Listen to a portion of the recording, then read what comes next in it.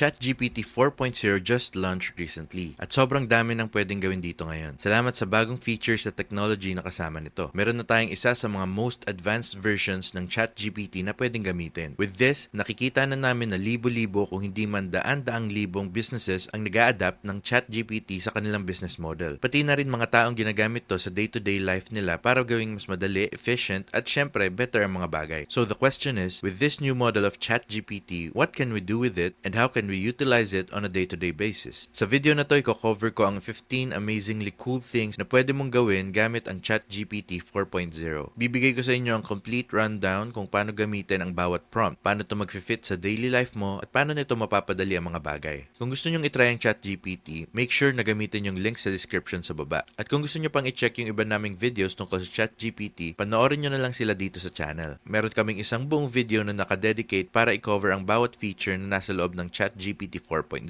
Kung gusto nyong malaman lahat ng details tungkol sa kung anong bago sa model na to, make sure na panoorin yung isa pa naming video dito sa channel. Other than that, let's dive right into what this new model of ChatGPT can really do. Now, makikita nyo na nasa loob tayo ng ChatGPT 4.0. Kung wala pa kayong access dito, ganito lang gagawin nyo. Pumunta kayo sa top left dito kung saan may maliit na drop-down arrow. Kung nasa 3.5 or ChatGPT 4 na kayo, pwede nyong upgrade to 4.0 sa pamamagitan lang ng pag-click dito mismo. Pero kung wala sa inyo yung mga options na to, this means na hindi kayo naka-premium version ng ChatGPT, na ipapakita ko naman kung paano gagawin in just a moment. Now, kung gusto mo talaga magsimula gamit ang premium version ng ChatGPT, ganito yung itsura kung galing ka sa completely new account. Yung una mong gagawin is pumunta ka sa bottom left kung saan makikita mo yung sign up. Click mo lang yung sign up button tapos gumawa ka ng quick account sa ChatGPT. Matapos mo makagawa ng account, makikita mo na yung mga pricing models between free option, yung plus option, yung team option, and yung enterprise option. Nire-recommend naming mag-continue with plus option. Ito yung pinakamagandang choice para makuha ka ng direct access sa ChatGPT 4.0.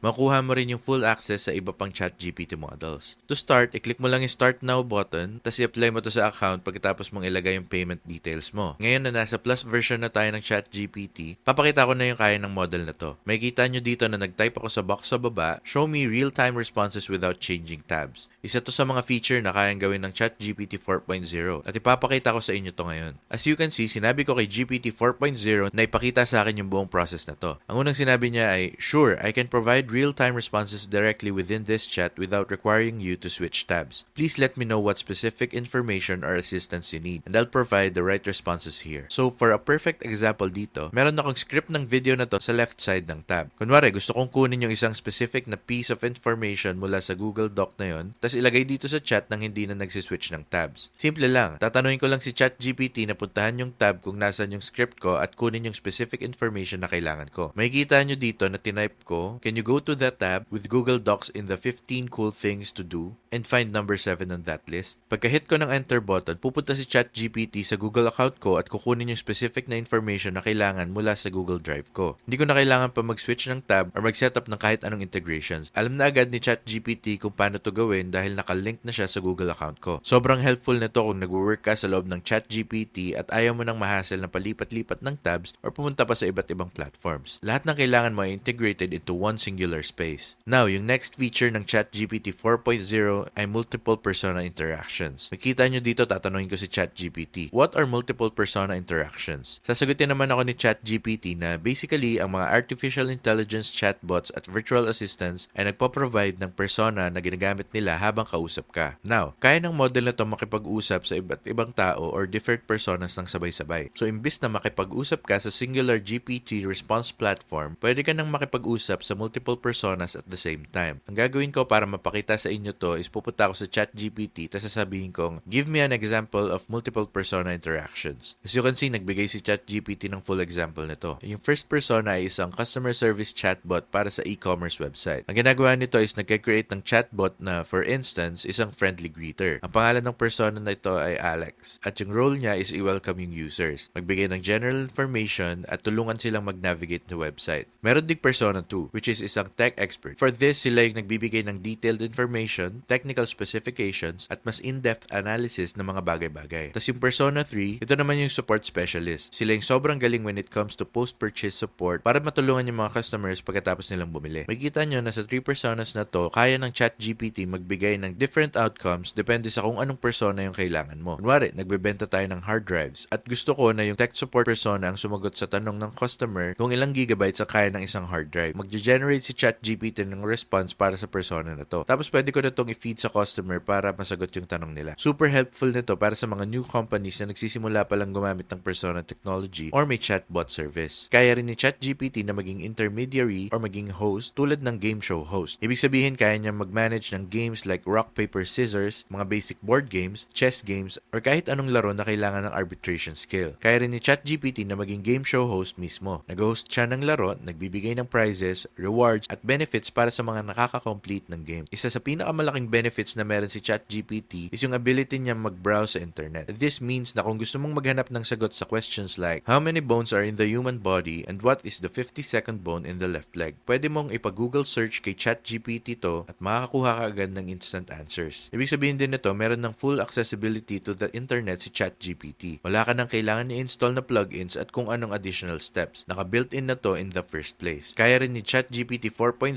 na mag-analyze at mag-interpret ng full code. Ito yung isang perfect example. Kunwari, nagtatype ako ng isang line of code dito sa ChatGPT's chatbox. Pag hit ko ng enter key ng ilang beses at tatanungin ko si ChatGPT na i-explain kung ano yung ginagawa ng code na to, magbibigay siya ng detailed summary kung ano yung ibig sabihin ng line of code na yon at kung paano to gumagana. May kita nyo dito sa top portion na binibreakdown pa niya yung code sa constant variable option at sinasabi na basically nagsasabi lang ito ng hello. Ina-explain din niya kung paano niya nilalagay yung variable sa console using yung command na to. Pwede mong gawin to sa kahit anong piece of code. Sobrang helpful nito kung gusto mong magsimula mag-aral ng coding, lalo na kung hindi ka pa familiar dito in the first place. Now, isa sa mga super interesting na kayang gawin ni ChatGPT is magkaroon ng emotional awareness. This means kung gusto mong mag-convey ng emotion sa isang bagay, naiintindihan na ni ChatGPT kung paano i-deliver ang emotion na yun. Kunwari, gusto mong magsulat ng something na may angry or sarcastic tone. Kaya niyang gawin yan. Pwede mo ring interact ang language model ni ChatGPT gamit ang aggressive or non-aggressive responses. Maganda dito, magre-respond si ChatGPT ng appropriate depende sa tone na binibigay mo. Vice versa pa. Isa sa mga really cool things about ChatGPT 4.0 is pwede kang gumawa ng sarili mong GPT. Para gawin to, punta ka sa top right, click mo yung profile icon at pumunta ka sa Customize ChatGPT. Kapag napili mo na, pwede kang maglagay ng custom instructions kung paano mo gustong mag-respond si ChatGPT sa'yo. Pwede ka na maglagay ng something tulad ng, be really mean to me every time I ask a question. Ngayon, pag tinanong ko si ChatGPT, how do I find the square root of 28? Ganito yung sasabihin niya.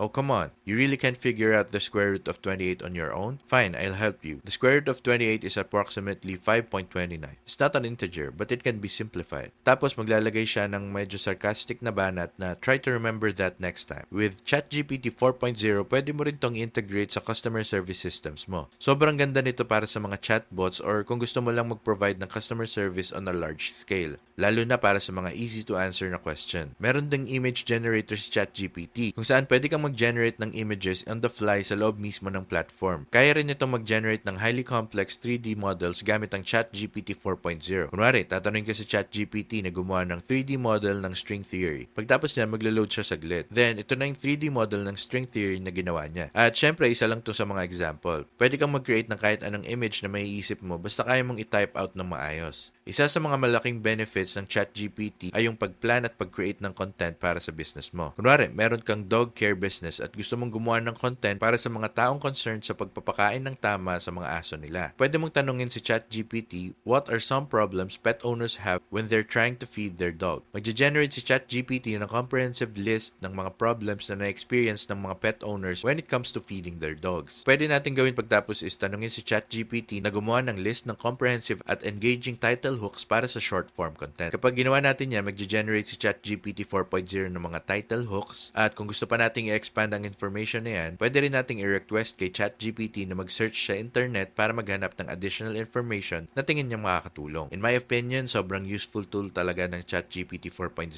at unti-unti na siyang nagiging widely used ng mga business people at corporations sa buong mundo. Para sa akin, mas naging useful talaga ang ChatGPT 4.0 kumpara sa original na 3.5 version. With this new model, mas lalong magiging popular ang paggamit ng ChatGPT sa day-to-day basis. Hindi lang ng mga large corporations, kundi pati na rin ng mga tao like ikaw at ako. With this, I'd really recommend na mag-start kayong gamitin ng ChatGPT. Mas lalo pa yung sisikat as years goes by. At excited na akong makita yung mga new features and benefits na madadagdag pa habang patuloy itong nag-advance. Make sure na i-like ang video na to and mag-subscribe for more content like this. Hope you guys enjoyed this video and takit sa next one.